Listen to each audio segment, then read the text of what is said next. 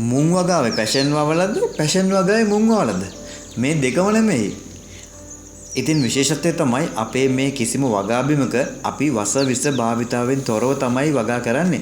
අපේ මේ පැෂන් වගාවේ යටිරෝපණයක් විදිහට අපි මාස දෙකමාරන් විතර අස්වැන්න බලාගෙන මුං ඇට වගාවක් දැම්මා. ඉතින් මුං ඇට ටික හරි සාර්ථකව ලස්සනට හැදිලා එනවා. ඇත්තට මේක හිත පිරෙන දර්ශනයක්. ඒ වගේම ගොඩක් විඳින්න පුළුවන් දර්ශනයක්. අපේ මේ වත්තත් හරිම ලස්සනයි.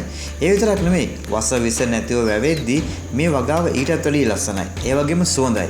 ඉතින් ඔයාලටත් වසක් විසක් නැතිව මුං ඇට ටිකක් කන්න, පැෂන් ටිකක් කන්න වැඩි කාලයක් බලන් ඉන්න ඕන එකක් නැහැ. බොහොම ඉක්මනට අපේ වගාව පළදරාවේ. ඉතින් මං හිතනවා අපි සමාජ මෙහෙවරක් කරනවා කියලා. මොකද ගොඩක් තැන්වල වසවිස එක්වවද්දි අපි වවන්නේ වසවිස නැතුව.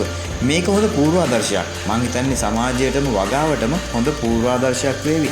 මේ විතරක් නෙවෙයි තවත් ගොඩක් වගාවල් අපේ වගා බිම් වල තියෙනවා. ඒ වගාවල් ටික ගැන විස්තර හිමින් සැරේ කියන්නම්.